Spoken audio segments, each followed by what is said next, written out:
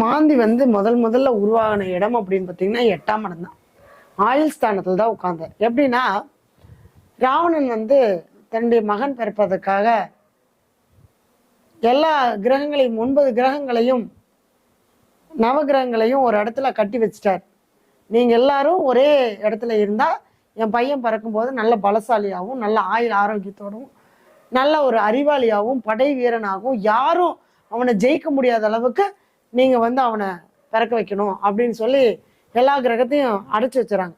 ஒரு கிரகம் செயல்படவில்லை என்றாலும் ஒரு ஜாதகர் 9 கிரகமும் செயல்படணும். நம்ம 9 கிரகமும் செயல்பட்டாதான் நம்ம முதல்ல உயிர் வாழ முடியும்.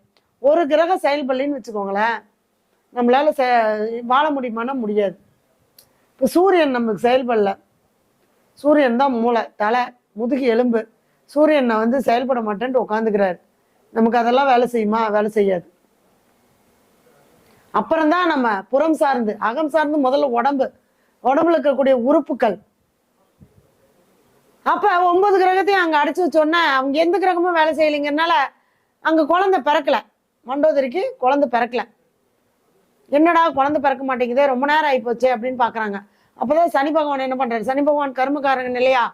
அப்ப அவர் தன்னுடைய உடம்புல இருக்கக்கூடிய வேர்வையை இப்படி அழுக்கு மாதிரி இப்படி அதாவது குளிகன்னு சொல்லுவாங்க, மாந்தினா இப்படி உருட்டி எட்டி 8வது கட்டத்துல வச்சிடறாரு. அதனாலதான் அந்த காலை வைக்கும்போது காலை வெட்டிட்டதாகவும் அதனாலதான் சனி பகவான் ஊனமா இருக்கக்கூடியதாகவும் நம்மளுக்கு புராணங்கள் சொல்லுது. அப்ப 8ஆம் இடத்துல மாந்தி இருக்கும்போது நித்திய கண்டம். 8 வயசுக்கு ஒருக்கா அவங்களுக்கு ஒரு கண்டம் வந்துகிட்டே இருக்கும். 8 வயசு 8 16 வயசு 16 8 24 வயசு 24 8 36 வயசு அப்படியே அந்த 8 வருஷத்துல ஒரு சரிவு. கண்டனா உயிருக்கு தான் அப்படின்றது கிடையாது. ஒரு இழப்பு ஏற்படும். ஒரு தொழிலையோ அல்லது செய்யக்கூடிய வேலையிலையோ அல்லது குடும்பத்திலையோ ஏதாவது ஒரு இழப்பு ஏற்பட்டுக்கிட்டே இருக்கும். இப்போ 8ல இருந்தா 2, அப்போ குடும்பம் அமையாது, திருமணம் அமையாது. 8ஆம் இடத்துல மாந்தி இருந்தா மாங்கல்ய ஸ்தானம், அவ்வளவு சீக்கிரம் திருமணம் நடக்காது. அடுத்தது அப்படியே நடந்தாலும் 2 திருமண அமைப்பு. 2 8 பிரிவினையை கொடுத்துரும். தாலி கட்டினதுக்கு அப்புறம் ஏன்டா தாலி கட்டினு ஆகி போயிடும். தாலி கட்டாததுக்கு முன்னாடா நமக்கும் கல்யாணம் ஆகலையே அப்படின்னு ஆசை. கல்யாணத்துக்கு ஏன்டா கல்யாணம் ஏன்டா தாலியை கட்டணும் அப்படிங்கிற ஒரு வருத்தத்தை கொடுக்கும், ஒரு அவமானத்தை கொடுக்கும், ஒரு கெட்ட பேருக்கு. 8ல மாந்தி இருந்து 2 8ல மாந்தி சம்மந்தப்பட்டா கல்யாணமே பிரச்சனையில தாங்க நடக்கும். இது நிறைய உங்களுடைய ஜாதகத்துல நீங்க பார்த்தீங்கன்னா தெரிஞ்சுக்கலாம். கல்யாணமே ஒரு பிரச்சனை ஏற்பட்டு தான் நடக்கும். பேச்சுவார்த்தை ஆரம்பிக்கும், ஒரு பஞ்சாயத்து பண்ணி தான் கல்யாணம் நடக்கிற மாதிரி இருக்கும். எல்லாம் அனுபவமா பார்த்த உண்மை. இப்போ இந்த 8ஆம் இடத்துல மாந்தி இருந்துன்னு வச்சுக்கோங்களேன், ஸ்ரீவாஞ்சியம், திருவாரூர் மாவட்டத்துல ஸ்ரீவாஞ்சியம் யமதர்மர்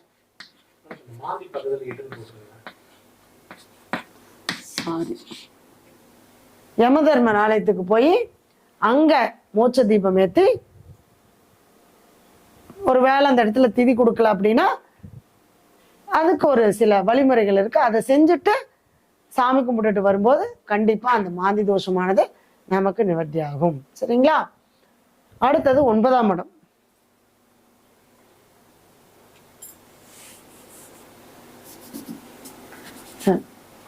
அடுத்தது 9ஆம்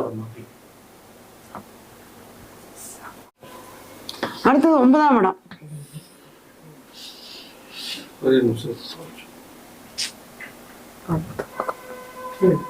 இருங்க ஒரே நிமிஷம். எப்படி போறது?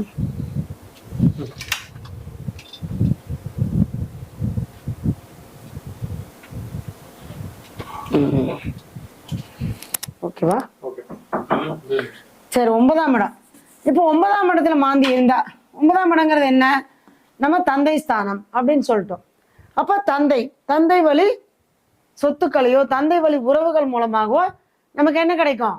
நல்லது கிடைக்குமானா கண்டிப்பா கிடைக்காது. அப்போ 9ல இருந்தா ஒரு ஆணுடைய ஜாதகத்துல 9ஆம் இடம் பாதிக்கப்பட்டா நாம அப்பாவாகிறது 9ஆம் இடம் தான், நம்ம அப்பாவும் 9ஆம் இடம் தான்.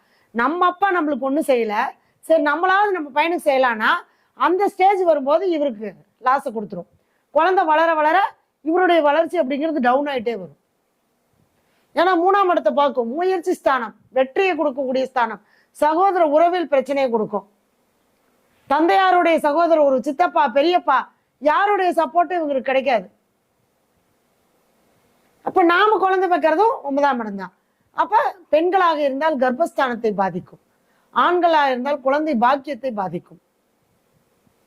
அடுத்தது முன்னோர்கள், தாத்தா வழி உறவுகள், இது எல்லாமே நமக்கு பாதிப்பு கொடுக்கும். அப்ப இங்கதான் பாத்தீங்கன்னா அந்த 9ஆம் இடத்துல மாந்தி இருந்தா பித்ரு சாபத்தை கொடுக்கும். பித்ருனா யாருங்க? அப்பா. இப்ப அந்த தந்தை வழியில் வரக்கூடிய அந்த சாபம், அந்த தோஷம் இது ஏற்படும். சரிங்களா? அப்ப 9ல மாந்தி இருந்தா நமக்கு பூர்வீக சொத்து கிடைக்குமானா கிடைக்காது. அப்பா சொத்து அனுபவிக்க முடியுமா? அனுபவிக்க முடியாது. அப்பாவுடைய அன்பை அனுபவிக்க முடியுமா? எல்லாம் இருந்தும் ஹாஸ்டல்ல போய் இருக்கிறது. தந்தையார்னால நமக்கு எந்த விதத்திலையுமே பலன் இருக்காது. இது அனுபவமான உண்மை. ஏன்னா 3ஆம் இடத்தை பார்க்கும், வீரியஸ்தானத்தை குறைச்சிரும், அந்த கவுண்டிங் கம்மியாகும். ஆண்களாக இருந்தால் கவுண்டிங் கம்மியாகும். அதுவும் புதனுடைய வீடோ அல்லது செவ்வாயுடைய வீடோ இருந்தால் அந்த இரத்த அணுக்கள் குறைவாக இருக்கும். பெண்ணுடைய ஜாதகம் இருந்தால் கருமுட்டை உடையாது. நம்ம நிறைய இதுலயே நம்ம நிறைய மெடிக்கலாவும் நம்ம சொல்லலாம். என்ன உறுப்புல என்ன பிரச்சனை வரும், இதெல்லாமே கண்டிப்பா வரும். இதுக்கு பாத்தீங்கன்னா 9ஆம் இடத்துல மாந்தி இருந்தா விழுப்புரம் மாவட்டத்துல திருவக்கரை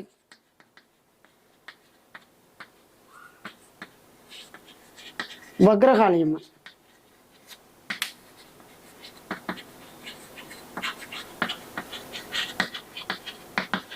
சந்திர மௌலீஸ்வரர் சுவாமியோட பேரு சந்திர மௌலீஸ்வரர்.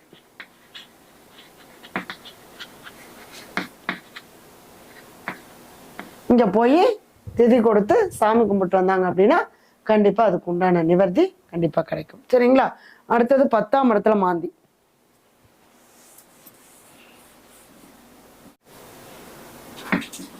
10ஆம் இடம் தான் நம்ம என்ன சொல்லியிருக்கோம், கர்மஸ்தானம், கர்ம நட்சத்திரம். கர்ம நட்சத்திரத்தை எடுக்கிறதும் 10ஆம் இடம் தான்.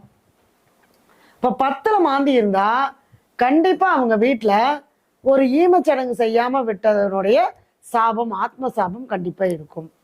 அது ஒவ்வொரு வீட்டை பொறுத்து. சனியோடைய வீடா இருந்தா கண்டிப்பாக அது அந்த பிரம்மகத்தி சாபம் பிளஸ் பித்ரு சாபம் பிளஸ் இந்த மாந்தி அந்த ஆத்ம சாபம் இது எல்லாமே ஏற்படும்.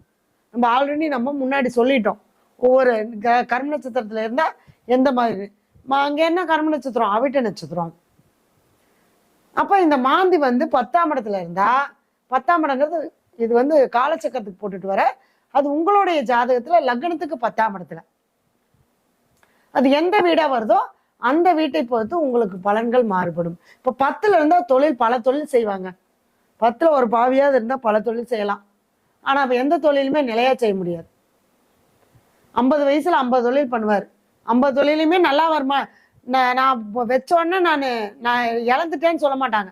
வச்சோடனே நல்லா வந்தேங்க, சூப்பரா வந்தேங்க, வந்துதாங்க சரிவை சந்திச்சேன். ஏன்னா நல்லா வந்தா தான் சரிவை சந்திக்க முடியும், கொடுத்தாதானே கெடுக்க முடியும். இப்போ ஒரு தொழில் செஞ்சேன் பாருங்க, நான் ஒரு தொழில் செஞ்சேன், நல்லா வந்தேன், ஏதோ ஒரு நேலங்காலம், அதனால அதை விட்டுட்டேன், மறுபடியும் இன்னொரு தொழில் செய்ய போறேன். அப்போ அந்த தொழிலை கொடுத்துக்கிட்டே இருக்கும்.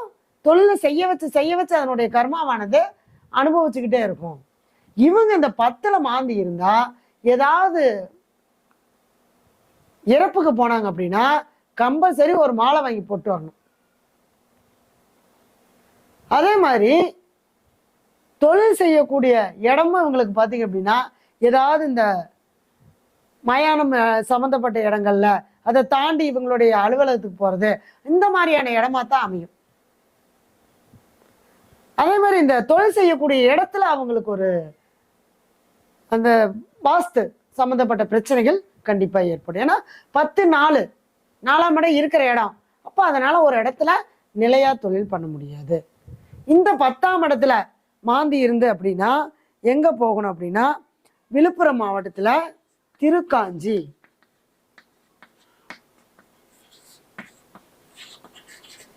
கங்கா வராகநதீஸ்வரர், இங்க போய் திதி கொடுத்துட்டு வரணும். இங்க மட்டும்தான் பெண்கள் திதி கொடுக்கக்கூடிய ஒரு இடம்.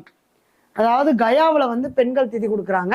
அதே மாதிரி தமிழ்நாட்டில் பெண்கள் உட்காந்து திதி கொடுக்கக்கூடிய இடம் அப்படின்னா இந்த திருக்காஞ்சி தான். அப்போ அந்த இடத்துக்கு போய் திதி கொடுத்துட்டு வரும்போது கண்டிப்பாக அவங்களுக்கு அந்த 10ஆம் இடத்துல இருக்கக்கூடிய மாந்தி சாபமானது நிவர்த்தி ஆகும். அது உங்களுடைய ஜாதகத்தில் எந்த வீடு அப்படிங்கிறத பொறுத்து சில இடங்கள்ல மாறுபடும். சரிங்களா? சரி, அடுத்தது 11.